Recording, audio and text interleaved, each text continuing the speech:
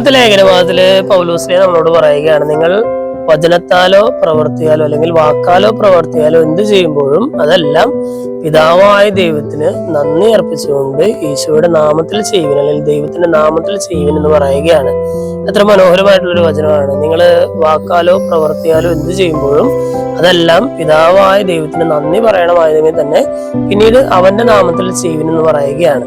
ഇന്നത്തെ സുവിശേഷ ഭാഗത്തിൽ നമ്മൾ പരിശുദ്ധ കന്യാമറിയത്തിന്റെ സ്തോത്രഗീതമാണ് നമ്മൾ വായിക്കുന്നത്. അവിടെയും പരിശുദ്ധ അമ്മ ചെയ്യുന്നത് തന്നെയാണ്. ദൈവത്തിന് നന്ദി പറഞ്ഞ് ദൈവത്തെ മഹത്വപ്പെടുത്തി ഓരോ കാര്യങ്ങൾ ചെയ്യുകയാണെങ്കിൽ തന്റെ ജീവിതത്തിലേക്ക് ദൈവം നൽകിയിട്ടുള്ള അനുഗ്രഹങ്ങൾക്ക് ഈ നന്ദി പറഞ്ഞുകൊണ്ട് ദൈവത്തെ മഹത്വപ്പെടുത്തുകയാണ്. നമ്മൾ ഇന്നത്തെ വചനഭാഗങ്ങൾ വായിച്ചു കഴിയുമ്പോൾ നമ്മുടെ ജീവിതത്തിൽ നമ്മൾ ചെയ്യേണ്ടത് ഇത് തന്നെയാണ്.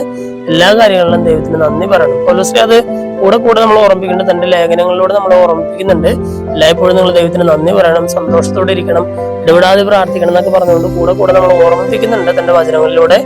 ഇന്നത്തെ വചനഭാഗം വായിച്ചു ചെയ്യുമ്പോൾ ഇതുപോലെ തന്നെ എന്ത് കാര്യങ്ങൾ ചെയ്യുമ്പോഴും ദൈവത്തിന് നന്ദി പറഞ്ഞുകൊണ്ട് ദൈവത്തിന്റെ നാമത്തിൽ ചെയ്യാനായിട്ടുള്ള ഒരു കൃപയ്ക്കായിട്ട് നമുക്ക് പ്രാർത്ഥിക്കാം. ദൈവം നമ്മെല്ലാവരെയും സമൃദ്ധമായിട്ട് അനുഗ്രഹിക്കും.